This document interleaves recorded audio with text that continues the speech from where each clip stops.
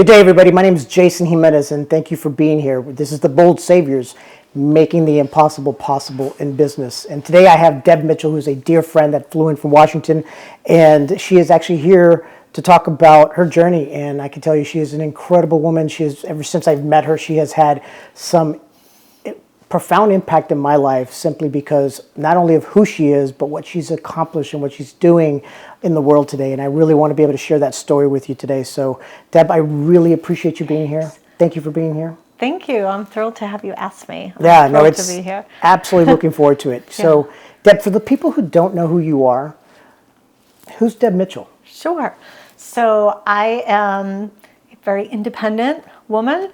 I am a business owner, I'm a wife, and I'm a dog owner. I live in Washington, D.C. area in Arlington, Virginia. And I live with my husband, Chris. We just had our 21st wedding anniversary. Congratulations. Thank you. Two amazing little golden doodles. They're not little, they're big, Maggie and Ellie. And I have my sort of pseudo-adopted grandson, Ethan, who's a big part of my life. And I am the owner of Inspire Consulting Solutions. And I am so passionate about change management and putting people first. And that's what I do. That's everything I do in my life, personally and professionally. You know, the word change management is a big word to a lot of people who don't really understand it. Yeah. And yet it revolves around everything that we do. I would even probably say professionally and personally. Yeah. Yeah. What's the gap? Yeah. It's so funny. When I tell people I do change management, I get these two responses. I roll and usually a clutching of the chest of, oh, that's so hard. And I'm like, yeah, but it doesn't really have to be. And I think the gap is that we hear statistic after statistic about how change is hard. Change is hard, change is hard.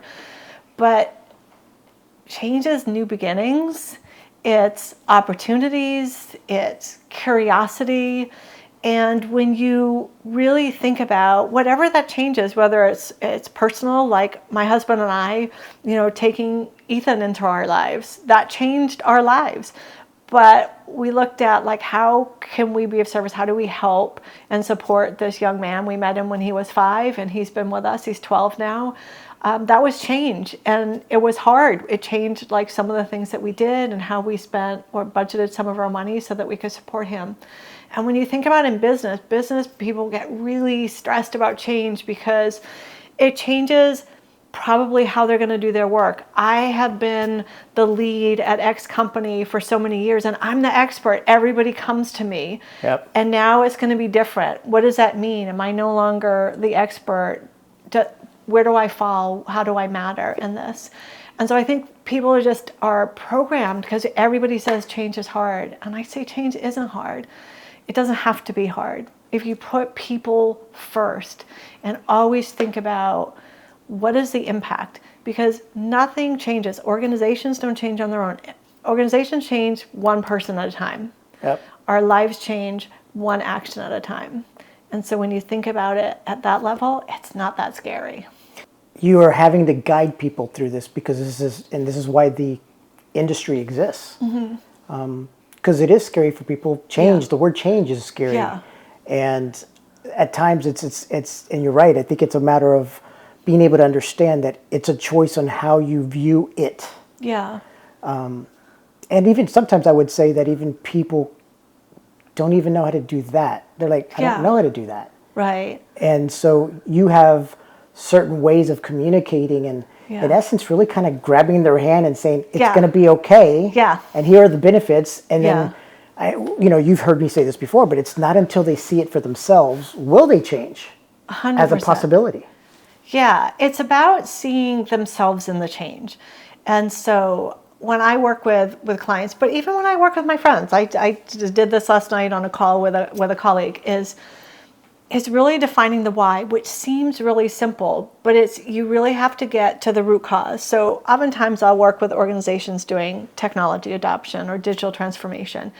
And they'll say, well, we're doing this because our software is outdated, it's not going to be supported anymore. I'm like, But that's not why you're doing it, right? Like, what's the roadmap? What's the postcard? If you're going to send a postcard to yourself a year down the road that we did this transformation, what is it that you're going to say about it? Not just that I got new technology. And so when you can start to kind of understand that, like the why, the what, the who, when you're doing change, there's the why, and you have to really know what that is. And then you have to understand what would that impact be, and then who. So for instance, you're doing a digital transformation. Well, that probably means you're trying to automate some things. You're trying to change some processes. You're probably changing the way that your customers or partners are going to interact with you. Well, how is that? Like, is it going to require changes in job descriptions? Or are you going to have to pay people more? Will everybody have their job because will they have the skills, or are you going to skill them up? So there's like 10 aspects that you look at, which most people don't. And when you can define that, then you can start to tell people and articulate so they can co-create a shared vision of where they're going and how they see themselves and how they can lead that and how they can be in front of it and then how they bring their teams along. It's really powerful. It's also really powerful when you do it for yourself. Yesterday afternoon, I got a call from a woman in my networking group. She decided to join this board. She's really been having a tough time. And I said, why did you say yes to joining this board? And she said, well, I said, there's a whole bunch of reasons. So I gave her like 3 different reasons. And I said, did you join because you thought as an entrepreneur it would give you sort of like prestige and a standing so that it would look good as a business owner? Did you do it for networking? And she said, I don't really know why. And I said, well, you got to get to why. Yeah. Then you can know what you want to do next. So, yeah. That's so true. You and I, when we met, we talked about the word why. Yeah. And it was really a foundational part of our relationship as it has evolved, because I think we resonate and we understand the importance that it's never surface level.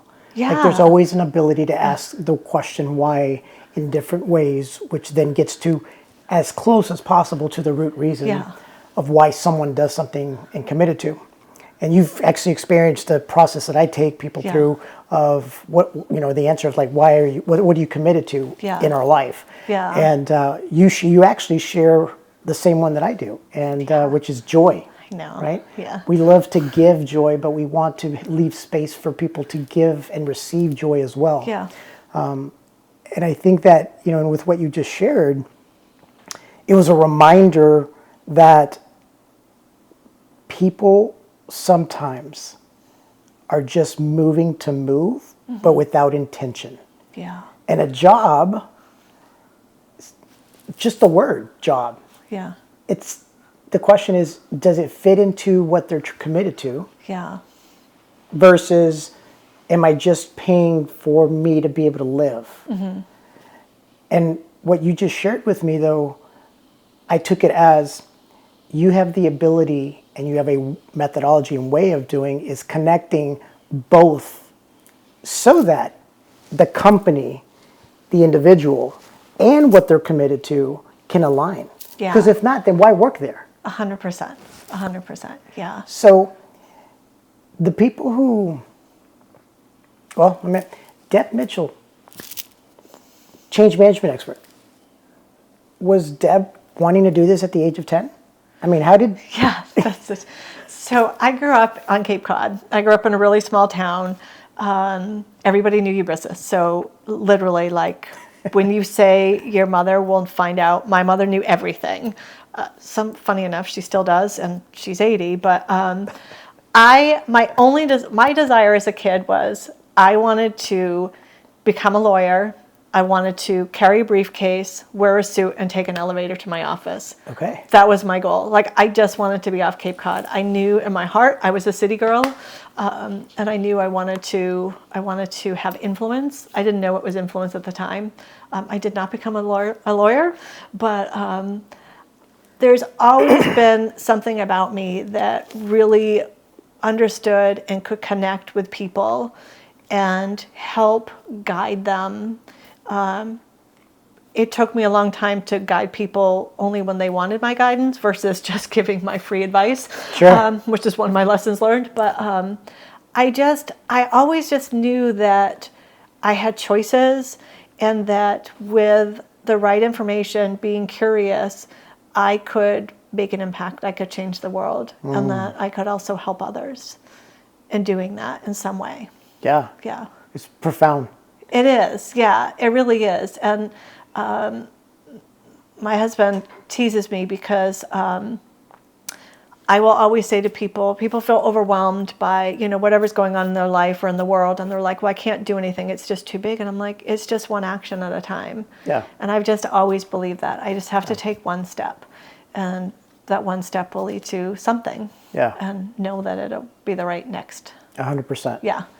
And so when you said you were wanting to be an attorney or in law, was there a specific industry? Or what prompted that? I wanted to be a prosecutor, believe it or not. I would tell people, it was the funniest thing, because I'm 60, so, it's a little bit of a generation thing. I would say, I'm going to be the district attorney, and people would say, oh, you mean you're going to be the assistant to the district attorney? I'm like, oh no, I'm going to be the district attorney. So I was always very adamant that I could do what I wanted to do. Yeah. And there wasn't limitations to me. Yeah. That was awesome, especially at that age. Yeah.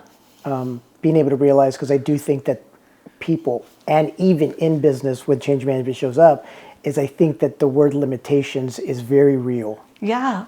Yeah.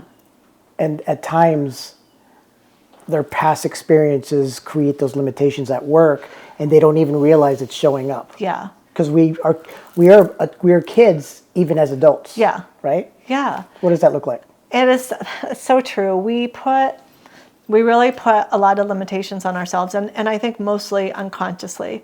I think about it like this. This is the easiest way for me to explain it, is we all make movies in our head. Yep. My worst nightmare is a horror movie. So when I'm nervous or afraid or something new's coming, I make a movie in my head, and it's always a horror movie. Even though my lived experience has never been a horror movie, I go there automatically. Yeah. So I think we do that. There's things in our childhoods that no matter how much therapy you had or haven't had, that they're ingrained in us. Like for me, I really struggled with knowing that I was loved and that I was enough. And so in my career, I could easily fall into that. I'm not good enough. I didn't do that right. I'm not ready for that next promotion. And then I would have to talk myself through that and say, no, you're as qualified as the next person. You did this, you did this. And sometimes at my home office, I have a Post-it notes, and it's like, ones are things like affirmations, but I do things like, it's like a Kanban board. But I can look over there and just glance and go, look at all the things you did. And it just helps it just regrounds me, because we're all filled with self-doubt, but more often than not, we get in our own way if we can't do that self-reflection. Yeah. Yeah. Yeah, because I think that's very critical, especially when you have a higher up trying to implement an initiative. Yeah. And you have individuals that may have the skill, may have the ability. Yeah. Hopefully they have the want. Yeah. And yet they have all of these things in their lives that are pulling from them, either today or from the past. And you're needing to, if you will, juggle of understanding how to communicate with each one, because each one comes from different communications. Absolutely. Yeah. And to be able to come to say, here's why you need to give in. Yeah. And here are the benefits. Yeah. What does that look like? I would also say, I think we get stuck in our rightness. We think we're really right. I think I'm right a lot, but I'm really not. And I'm open to that. But I would say one of the most limiting things I see when I'm working with my clients is typically a transformation effort. It's one more thing that all the frontline employees and the managers have to do. Yeah. And so there's resentment of like, I don't have time to do what I already am doing, and now I have to do this one other thing. Oftentimes the organizations have not had successful transformation efforts in the past, so they're carrying that forward. But this is the key mistake. the frontline managers and supervisors who have the most influence on any change transformation that any company will ever do is they decide what their staff really needs to know. And I'm dealing with this right now with a current customer, client of, well, we don't want to start telling the teams too early because things may change. And I'm like, no, you want them to see the openness, the transparency. You want to engage people early. You want to tell them what's going on early. Get their buy-in. To get their buy-in and overcome the fear. Because if you're not telling them something, then guess what? They're making that movie in their head as well. Yeah. You're not the only one making movies. And oftentimes people just want to understand. They want to understand what role they're going to play. If I can, I'll share an example. I did a big transformation for a food bank, and the warehouse staff was getting a new warehouse management system. And the staff were really nervous. The frontline managers were resistant because they felt overwhelmed already. The staff on the ground, the drivers, and the people getting all the food ready to get loaded on trucks, they were so nervous. And I walked the warehouse floor all the time, a couple of times a week. And every time when I got their new scanners in, I was so excited like a kid. I went running down to the floor, went into the break room. I'm like, look at what's here. And I just let them see them and touch them. And I showed them before I had the physical scanners. I showed them, like, here's what it's going to look like. I sat in the break room. I worked in the break room so people could come and talk to me. And I let them ask questions. And I didn't make assumptions about what would be hard for them and what wouldn't be. I let them tell me. And then also share that with our supervisors. So when we went live, we literally had lunch for the entire organization. We had no glitches. We went live. All the food got on the trucks. They deliver like 1 million pounds a week of food to families, and not a glitch, nothing. Everything went. Everybody came together. It came together, and it was just the transparency, sharing the vision, and sharing to people. How is this going to help you as an individual? Yes, it's going to help your organization, but how does it benefit you? Oh my gosh, you're going to learn this cutting edge software.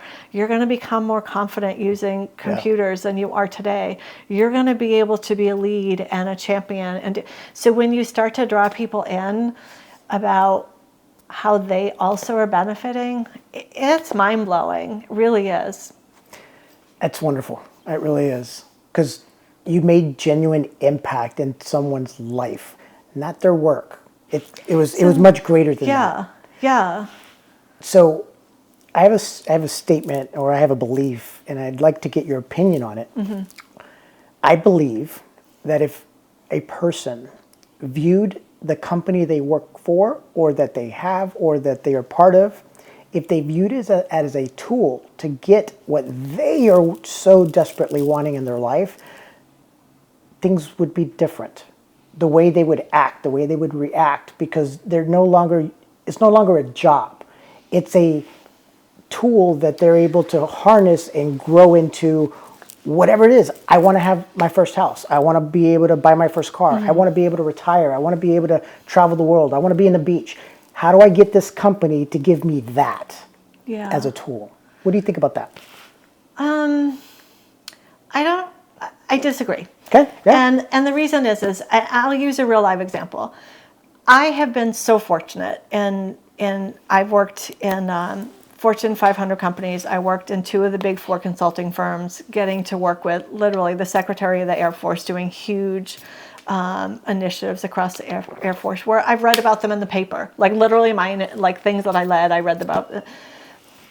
I've also been fortunate that really, I would say probably 95% of the people I work with, they weren't there because it was a job. They were there because they were really passionate about what they were doing.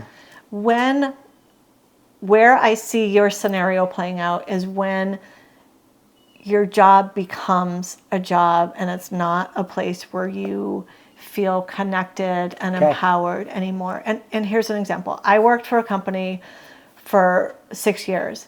I love that job. Every morning I got up and I was excited about going to work. I had the best leaders. I had the best vice presidents. The senior vice president who ran our division was amazing. Like he literally, I just felt inspired every single day. And then my senior director left, and I loved him. He was the kind of leader who he would say, Deb, what do you want to do next? Where do you want to grow? What do you want to stretch into? And he would offer me roles, and I'd say, I don't know how to do that. He goes, I believe in you. You'll figure it out. And I would do, and that's what I would do. And he left, and then I started to report to another vice president. It was great. He got promoted, so there was too much of a gap. I couldn't get, he couldn't have me as a director.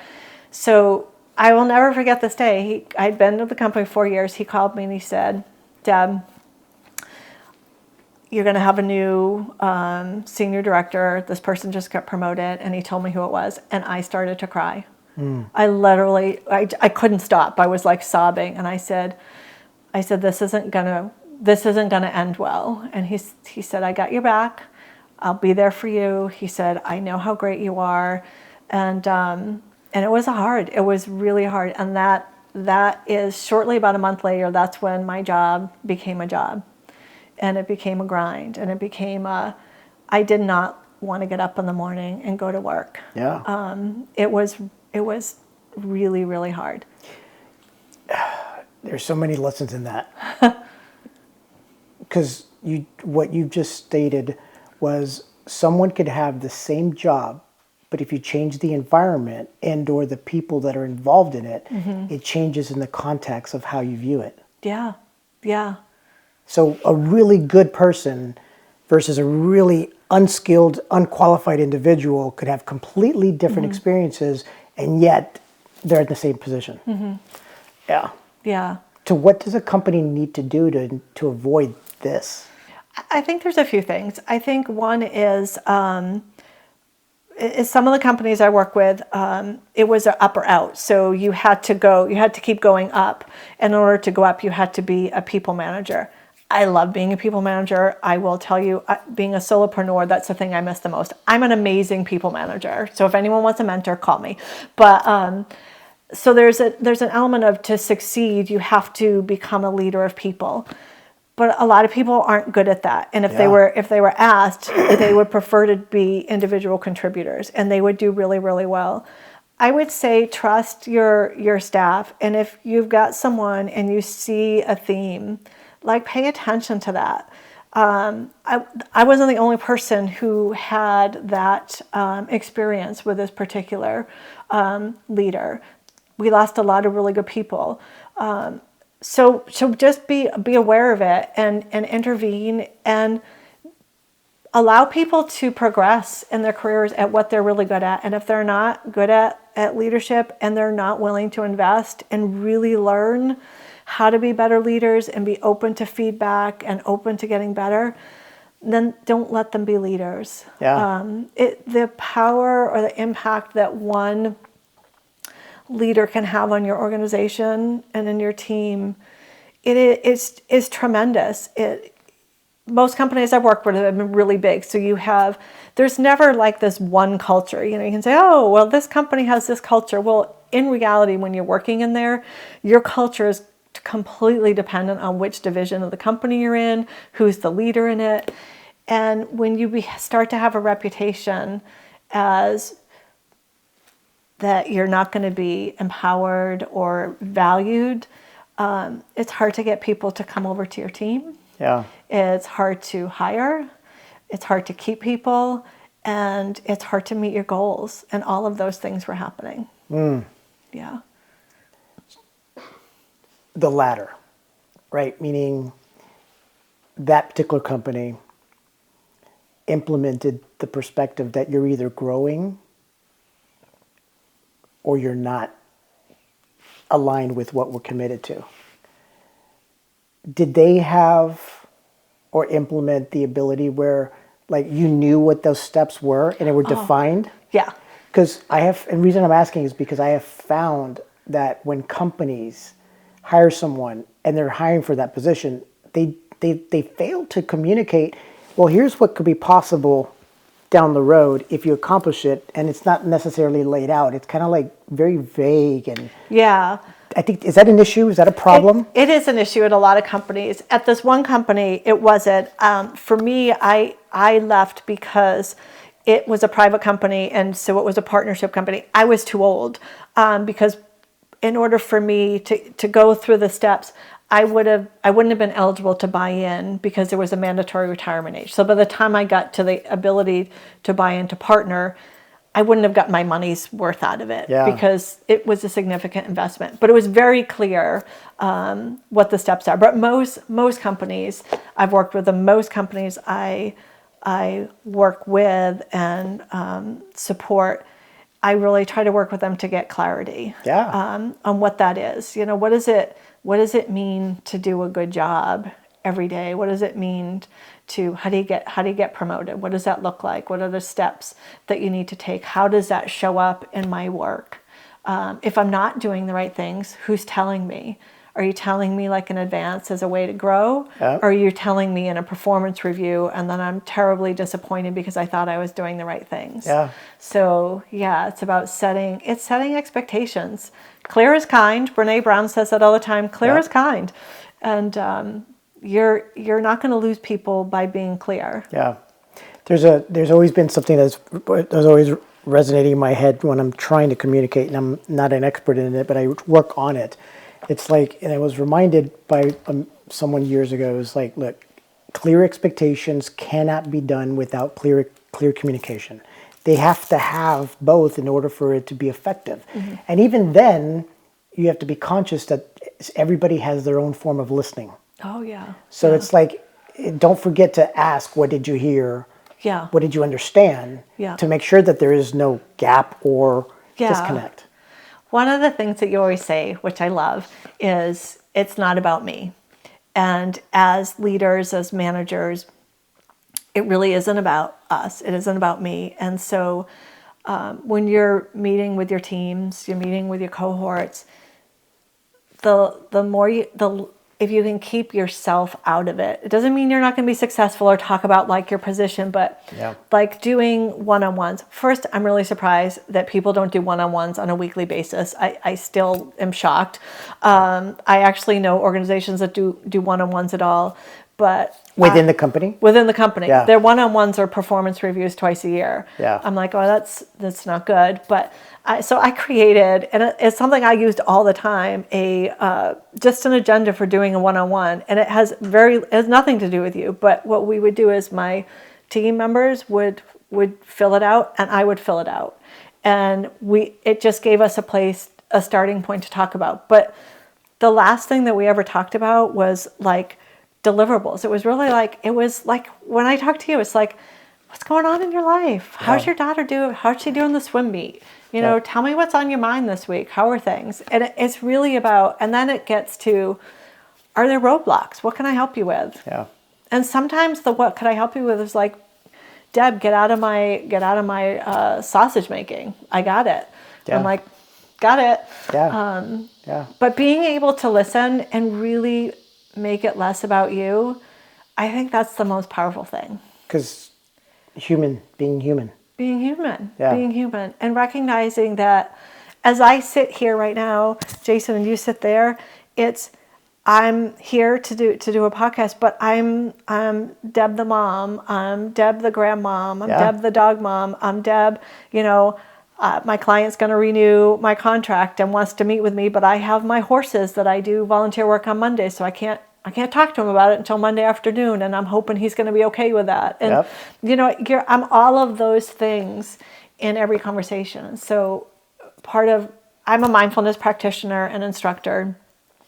So I really work hard in being grounded and just being present, being able to listen and letting go of things. And so on my way here, this is my little secret, I do loving kindness meditation all the time. So on my way here, I did, for me and for you and for the universe, because it helps to ground me. It helps to allow me to be present and to let go. And so when I'm going into a meeting, I always start meetings with, is there anything on your mind or on your plate where you just need a few minutes to sort of take care of it before we get started? Just let people ease into it.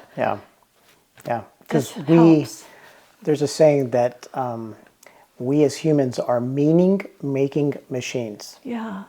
And that meaning ends up being sometimes what holds us back and doesn't allow us to move forward. Yeah. And the ability to give space for someone to just let it out Yeah.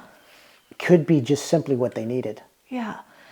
I do, when I'm doing workshops, I do a lot of workshops. I usually start, everybody's got sticky notes, and it will have, it's 3 circles. It's, I have control, I have influence, I have no control. And we take the first 5 minutes, and I just say, just write down 1 thought per sticky note, everything that's on your mind that's going to prevent you from being present in this workshop, and then go put it up on the circle. And so we take 5 minutes, people do it, and then I look at the stuff that's in the control, and then we read out each one, and I'm like, is this really something in your control? They'll say, yeah. And I'm like, is this something that has to get taken care of before you can get into this meeting? And they're like, no, I just needed to say it out loud. And it really just allows people to release what's on their mind, and then they're present in the workshop. So that's awesome. I really love that exercise because I think that is critical and important, especially when you want to communicate something that's important for the company or the department, right? Yeah. Because being present is real. It is. And the lack of it impacts everyone. Yeah. So when did you start getting into the world of change management? How did that come about? Oh, that's a fun story. So I got into change management. So I was in sales for my first career. And I again, worked with the military. I sold like end-to-end networking software and voice over IP. This was back before this was when VoIP was like coming into the world. And it was a really big deal. And I traveled all over the country, but I worked with the Navy and the Army and DISA to bring voice over IP into the military. And we had to convince DISA to allow us to get over that cloud. Yep. And I was actually a very minor help in the white paper that went to Congress that allowed voice over IP to come into Wonderful. the military. I loved that job. I traveled all over the world. It was really, really cool. And then 9/11 happened. And I'll never forget that. I actually just shared this story recently. I worked in the Pentagon a lot. I happened to be in North Carolina during 9/11, but I remember the panic of being able to get a hold of my dad. And it's the only time in my life, it was the first time in my life I heard my dad cry. They were so worried that I was in the Pentagon, and I didn't happen to be that day. And the world changed so much after that, because I remember, like, I live really close to the Pentagon, so I take the Metro bus, and you get off, and you couldn't go in. You could only go in one entrance, and we would come out of the Metro entrance, and you would have to walk around about halfway around the Pentagon, and it was lined all with military officers with guns, and they were in the tanks and stuff, and no joking, and very serious. This was no joke. And then we would all like file in, and it changed the world so much. And about maybe a year later, I ended up getting laid off because the military was really responding to 9/11 how to spend their money. So I thought, I've sold technology my whole life. I'm going to go back to school and become a trainer. So I went and got my master's degree in adult education and got a job in a consulting firm and started doing training. And I could do Oracle training financials in my sleep, but I got bored silly. I was like, oh my God, this is so boring. Yep. So I said, there's got to be more. So I was like, what else is there? So I started really getting involved more in the change and the organizational strategy and the people part of it. And I was hooked. I was just absolutely hooked. And I feel so blessed because I learned that early in my consulting career. And really, everything I do in my life, whether it's negotiating something with my husband, figuring out how to come to Houston, whatever I'm doing, like, change is the foundational skill. And so I learned it young, relatively young in my consulting career. Yeah. And I just absolutely love it. I love that moment when people it clicks, they get it, and they see themselves. And Yeah, I love it. That's awesome. Yeah. Isn't it weird? Well, not weird. Sorry, that's not the right word. Isn't it uniquely incredible? I don't know what the word is anymore. I'm trying to find the right word, but it's Yeah. just, wow. When we find our path, Yeah. and it just, and sometimes it just hits us like this. Yeah, that's what it was for me. And so I started with change management, and I also do process reengineering and process improvement. And I love that. That's like a big jigsaw puzzle. So to those who may not understand what that is, what is that? It's figuring out, like, how do you work today? How do you produce a widget, or how do you get things done? So it's looking at every step along the way and figuring out what works, what doesn't work, and then literally re-engineering it and putting it together in a way that works for you, your organization, and your clients to produce widgets more efficiently. So we have two types of people that I think that we can agree on. There may be more, but you'd have to correct me. You have the person who says, I start with the end and I reverse engineer backwards. And you have the person who says, well, I just need to do this now first. And I'm a start at the end. so how do you communicate with people that are in the workforce in any division that have that mentality or that perspective? Yeah. So this is actually a true story. You're going to love this. I oftentimes will start with a SIPOC because it helps people. So what I do is I don't ever do the SIPOC the way that if you Google SIPOC, I don't do it that way. Okay. I always start I don't even know what it is. I'm like pins and needles right here. All right. It's so cool. So I love it. My husband says, everything doesn't fit in a SIPOC. I'm like, yes, it does. But I always start with the output. So a SIPOC is what are the inputs, who are the customers, what are the outputs, and who are the users. And so I always start with outputs because people have a really hard time visualizing starting at the end. So I start with what are you actually producing in your job? Like, what is it that you have to produce? And that's where you start. If you can figure out what you're producing, then you start to say, okay, well, what inputs do you need in order to create that? Oh, who do you get that from? Those are your suppliers. That's your S. There's your I. Who's the user of that? Who's going to use it? How are they going to use it? That's your C. And so that's how I get there. So I did this amazing project with the U.S. Air Force Academy. I was there 18 months, every other week, for 18 months. And it was a struggle because they're all like these big brainiacs, and but we re-engineered all their processes. And then we had to put it into a timeline, like, okay, how are we going to actually start to implement it? And we were challenged communicating like how we were going to do it. Like what I was trying to say, they weren't getting. So I went in over the weekend and I literally took all their SIPOCs, and I had a classroom and it was all whiteboards all around. And I literally created a project Gantt chart based on their SIPOCs across all of the whiteboards.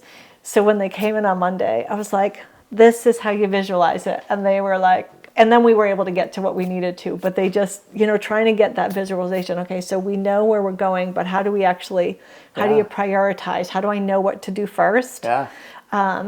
It was the coolest thing I've ever done. So you truly utilize the tool to guide them so that they could see it for themselves. Yeah. That you were saying the same thing, or people are saying the same thing. Yeah. They're just coming from different directions. Oh, that's so awesome. Yeah, it was very cool. Oh, yeah. It's okay. I can even just picture it where the individual or one or all of them were like, at certain times they're like, oh. Yeah. It's the only time I got a coin other than like a coin that meant a lot to me. A coin in the military is an honor. Yeah. And the general of the Air Force Academy came to our last day. They brought us a cake, and they gave my team, each of us, we got a different process map, the one that they struggled the most with from each of us, and they all signed it. And the general handed me my framed process map and a coin. And it was, honestly, it still brings tears to my eyes. It was like the most amazing thing ever. That's awesome. Yeah. So military community has been a big part of your life. Yeah. Yeah. Including and not limited to, you're married to Yeah. it. Yeah. the military Yeah. life, if you will, with your husband. One of the things that I was that was shared with me through a two-star general. We had a conversation through one of my previous guests on the podcast, and he was asked the question, "How are you able to sell the vision through multiple layers down to your private first class?" Mm-hmm. And what happens when the person right above gets injured, passes, gets sick? How do you keep moving people up? Mm. And what do you do and how do you do that? One of the things that he mentioned to me that I've never forgotten was that it doesn't matter what role someone plays. They may have different responsibilities, but they know what the mission is. Mm-hmm. And they know what the person above them at least does, mm-hmm. and they're smart enough to comprehend, and they have a support team that will allow them not to fail. Mm-hmm. What have you taken away from working with the military in your perspective that you now implement today to the clients that you serve? Yeah, I love that question. I'm gonna answer, but I'm gonna give you a short story. My last big project before I left federal consulting is I was working directly for the Secretary of the Air Force, and we were, and I traveled the entire world with a general, a colonel, and 3 lieutenant colonels. And we visited 16 military bases. And our mission was to really try to get to the root cause of morale issues with the military and also the support for spouses. So I traveled to 16 military bases all over the world, and I did workshops every day. I'd have 100 people, and during the day, and then at night I'd meet with the spouses, and really trying to get to the root cause of like really how do we improve the morale. And so what I would say is my biggest takeaway, and it's part of my mission now, is we had so much fun traveling with the military, but they'd always say no man down. You leave no man behind. Yeah. And it's just the core of who I am. You leave no man behind. And so my mission is Inspired Consulting is leave no one behind in transformation. Like everybody's got to come.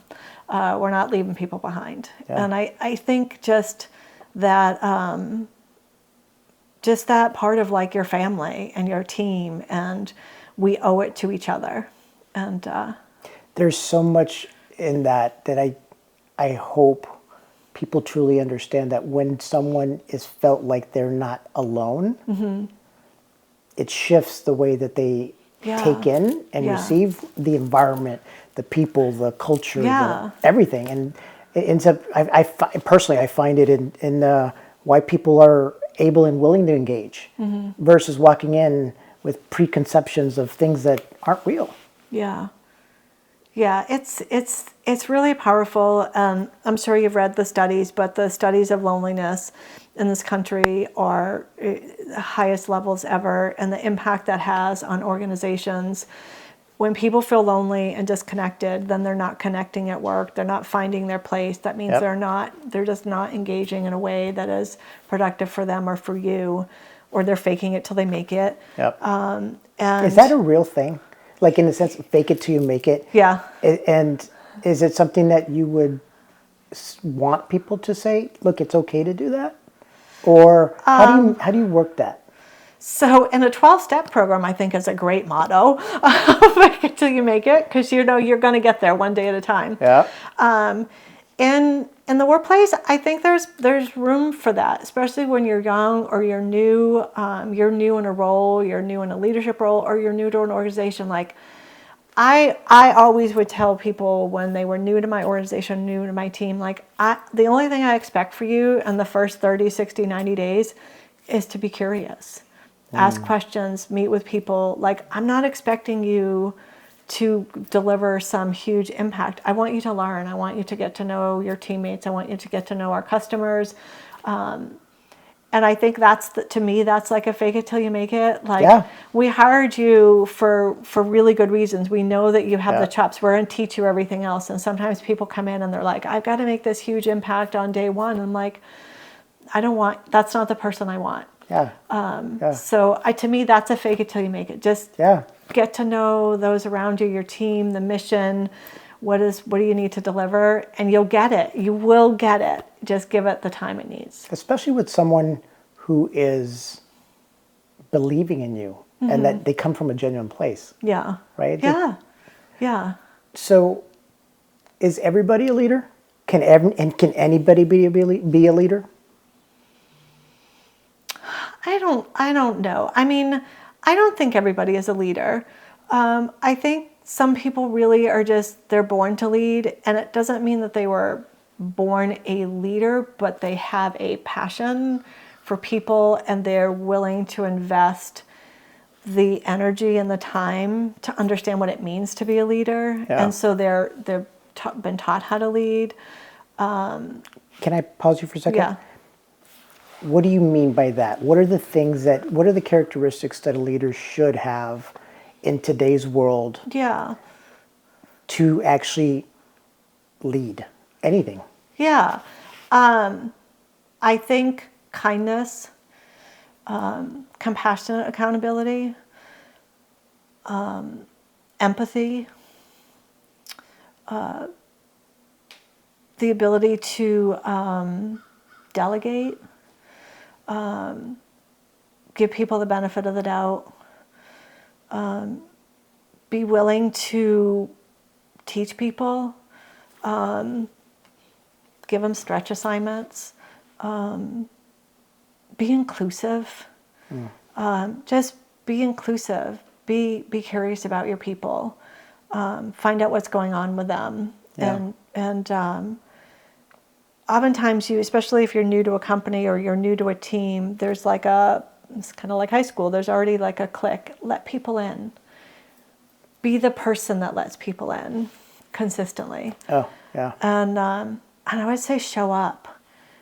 Show up, do what you say you're going to do.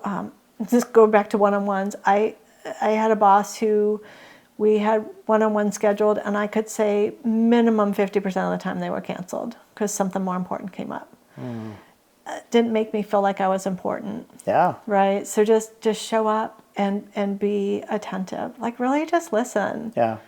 I think that's the one part that I think that people sometimes forget, consciously and sometimes just truly just by accident, is that every action, there is always someone on the other side that is being impacted. And they don't necessarily focus on who that action is impacting because they're more worried about themselves and what they're experiencing versus, Yeah.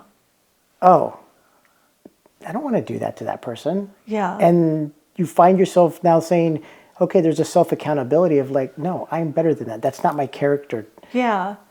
Or I think too, like, I was thinking about like some of the biggest lessons I've learned. And one is really soliciting and being open to feedback and providing a space where people can give feedback. So the two greatest pieces of feedback I've ever gotten in my entire life this was early on in my career. One person said, I feel like you're always multitasking. Like I'm sitting here in your office and I can see you looking at your email or you're looking at your phone. And I wasn't even aware that I was doing that. And I changed that like right away. And then the second one was about 5 years ago. I had a coach who told me to start asking this question. And I did. It's a brave question. I'm just going to tell you it's a brave question. And it was to ask people, what's one thing what's one thing they should tell me that they think I don't want to know or I don't want to hear? Yeah. And I did that. And it was hard because what I heard from my team was I said no too quickly. Yeah. And they said I will tell you, it felt a little bit like a gut punch, but it was exactly what I needed to hear. And they said, you're right 95% of the time, but we need to figure it out for ourselves. Yes. And I was like, okay. Yeah. And it was a hard habit to break, but Absolutely. I did. But I always asked that question. So in our one-on-ones, I always said, what's one thing that you think I should know that you don't want to tell me? And they were really honest, and it made me a zillion times better leader. Great question. Yeah, but it's hard. You have to be brave, Yeah. and you cannot be defensive. Yeah. It's not about you. Because it's a tendency of being defensive, Yeah, right? yeah. Yeah, totally see that. Yeah, it's not about you. Oh, I love that. Yeah. Because then, to your point of you start including them into the decision Yeah. making and Yeah. a form of ownership. Yeah. Yeah. Yeah. Or whatever it is, whatever that, like for me, it was a tendency to say no. And I do, I have to check that a lot. I do, it's a pause of, yeah. So you left the military and you went into a different route. Mm-hmm. Where was your first place that you landed, and what did you do there?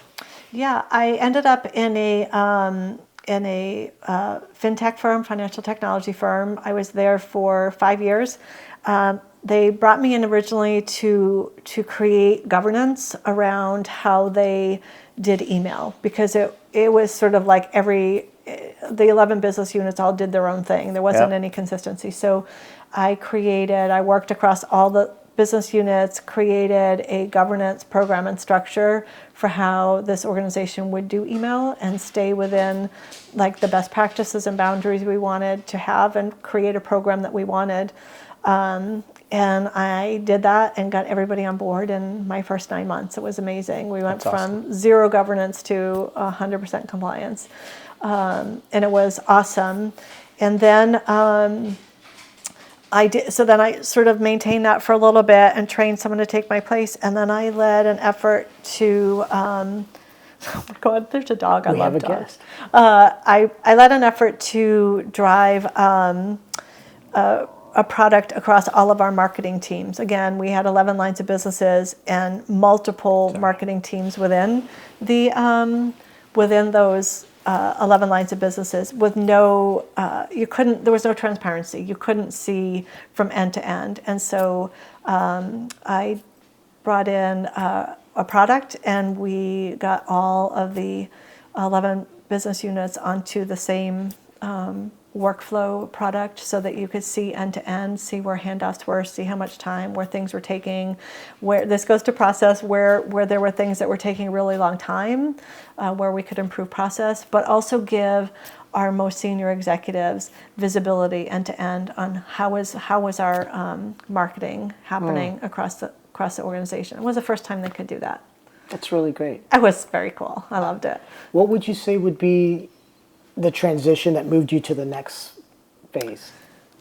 To starting my business? Yeah. So I got laid off. I got laid off from my company, and in retrospect, it was such a blessing, because I got an incredible severance package, and I invested quite a bit of that into a program to start my own business. It was a program for women who wanted to start a consulting or coaching business, and it was a cohort of people, of women, and I could have, could you learn that on your own? Yeah, but it would have taken me 10 times as long. But to meet this cohort of women, and I just knew after that layoff, I said, I'm just done with corporate America. Like, I want to do things my way. I want to do things that I'm really, really passionate about.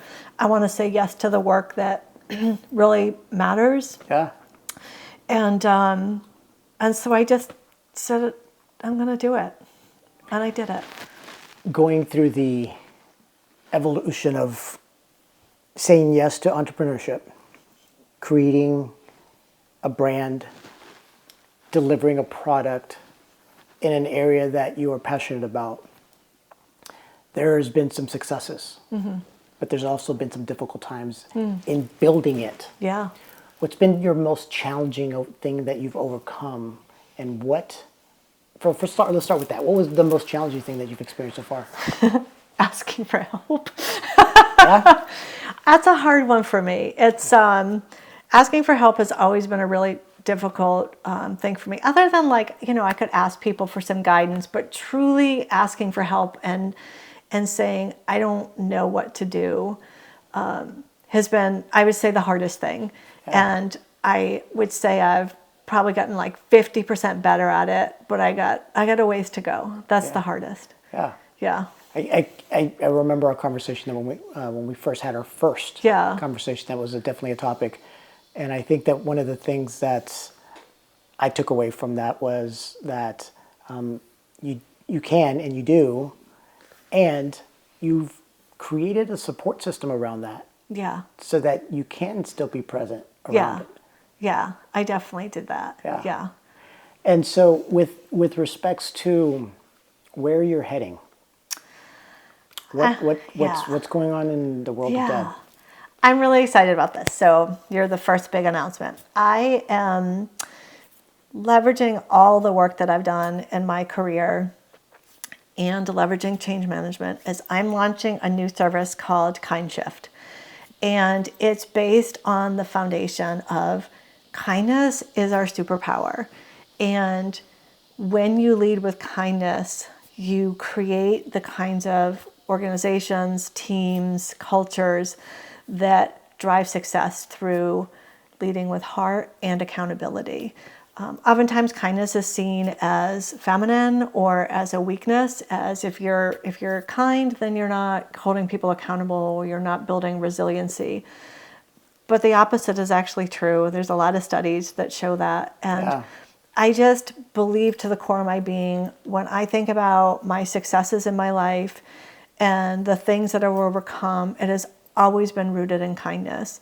And when I lean into kindness, no matter how scared or how confident I'm feeling, it just puts me in the right path. And so this program, I'm really honestly like totally excited about this. So I'm creating this program that will be, there's 4 parts to it. And it's around starting with your core. How do you really start to define your value statements and what do they mean? It's not just, one of my values is trust. Well, what does that mean? How does that show up? How do you want to see it? How do you deliver it?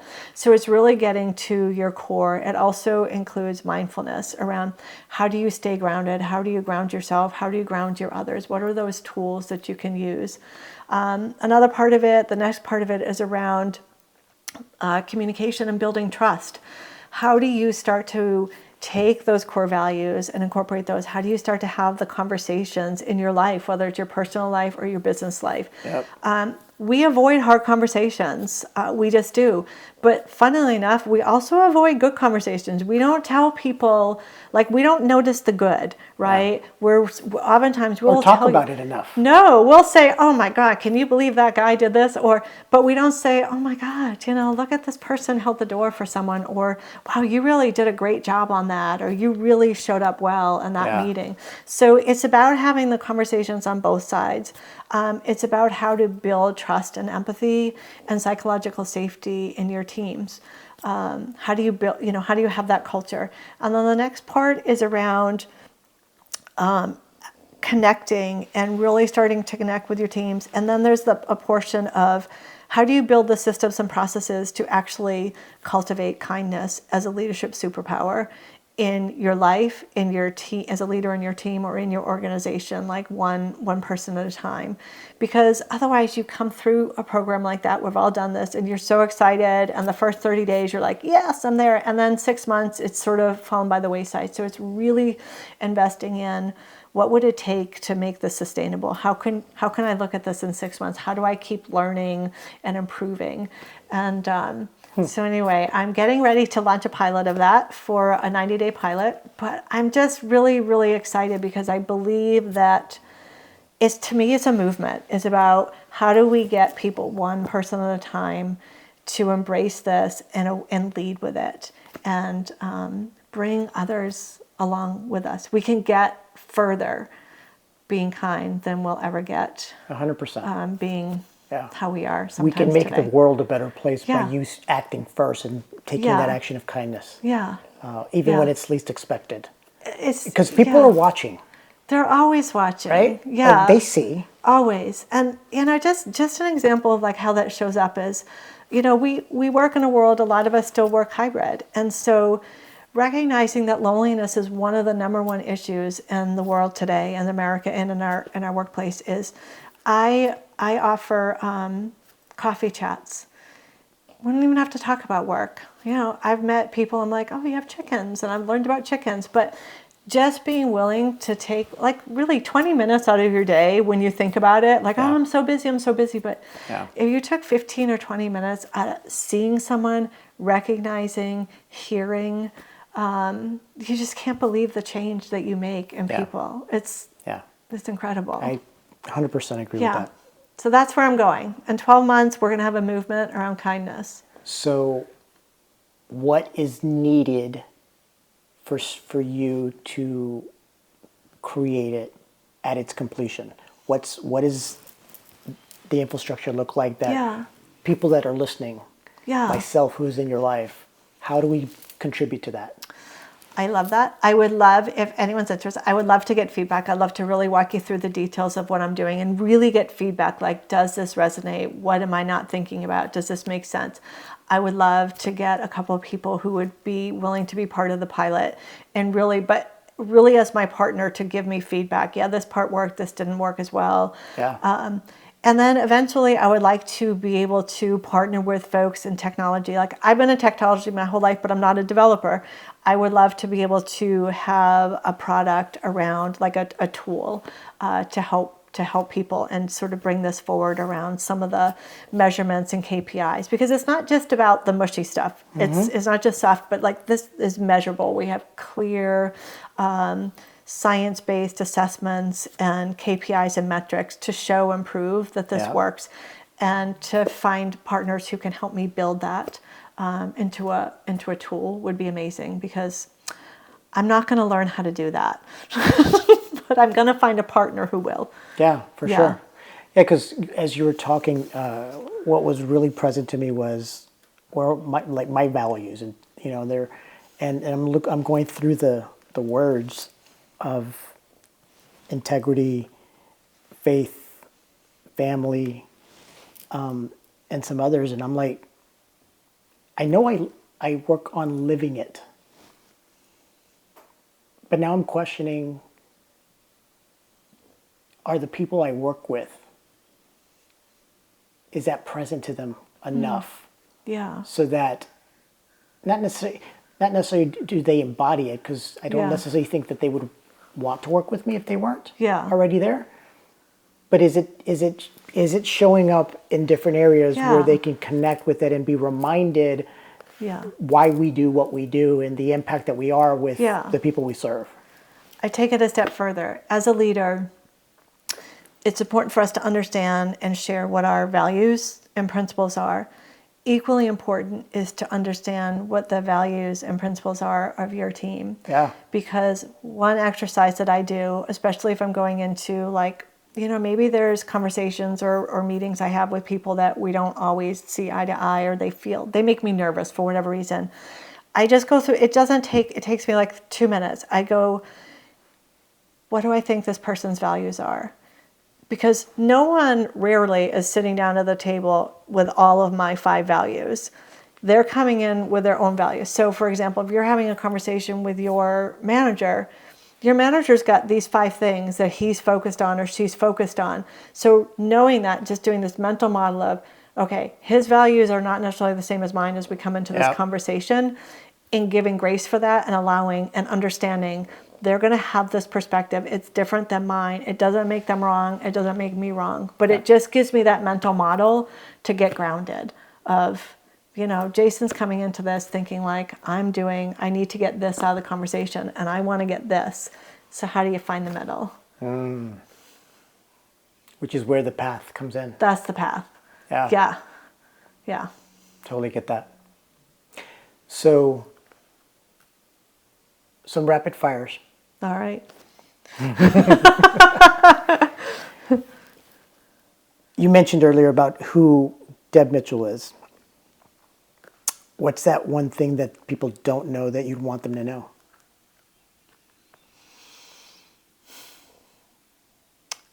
Honestly, I feel like I'm a bit of an open book, but I would say the one thing I would want people to know is that I don't always internally have the confidence that I show externally, and that reaching out and checking in on me and asking me what help I need is is always appreciated because It's a form of love. It is, Yeah. and it's something I'm not good at doing. But just know that I also come to the table with a whole bunch of, childhood stuff, adult stuff. Yeah. And sometimes they get into the mix in a way that isn't the best way, but I always make amends. What would you say to someone that is aspiring to want to be a leader, but they're self-sabotaging themselves of why they can't or they shouldn't? Yeah, I always I ask them if they want guidance, honestly, first and foremost, because I used to just give people advice, and then I learned that was really it's not kind. Yeah. And so first I want to know if they're open and willing, and then I would tell them to always just start with, what is it that you're trying to get? Like, what's important to you, and what are you trying to get from whatever that situation is where you're struggling, and what's the kind of leader that you always wanted, and then how are you stacking up, and then work on the gaps. There's so much with everything you talked about. I'm now getting a very clear picture of why the company is called the name that you brought it. Yeah. And share with the audience a bit about why did you choose your Inspired. name? Yeah. Inspire Consulting. I chose it because I just feel really inspired in my life to make the world a better place. Like, I am here to make the world a better place, one action at a time. And I want to inspire others in ways that they feel like they need to be or want to be inspired. It's what gets me up in the morning. Yeah. Yeah. And talk to me about what your ideal client looks like. Yeah. My ideal client is someone who is growing. They're growing through, they might be doing technology adoption. I have a lot of people right now I'm talking to about AI, because AI adoption is more than a tool, and really having to think through all of the aspects of that. But a company that's growing, they might be going through a culture change, new leadership, or technology adoption. They don't have the internal staff or knowledge to do change management, but they want to learn. They're open to co-creation. I spent many, many years in the Big Four consulting. We would go in, we would write you a really spectacular plan, we'd tell you how to execute it.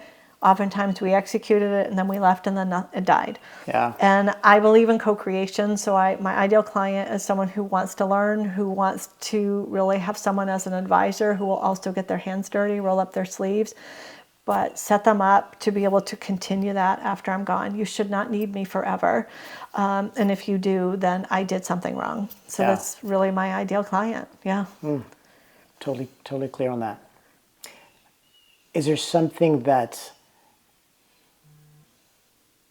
I should be asking you that I haven't asked you yet? No, you're an amazing interviewer. I love having conversations with you. So no, I'd say you've really covered. Ditto. I Yeah. love our times together. Yeah. As frequently as we get a chance to talk to each other, and there's moments of insight from even with the community that we've put around ourselves. Yeah. I'm very grateful to you. Me too. I'm grateful to you. Thank you for being here. Oh, thanks for having me. It was a pleasure. Well, everybody, we look forward to our next episode. Thank you for being on the Bold Saviors, making the impossible possible in business.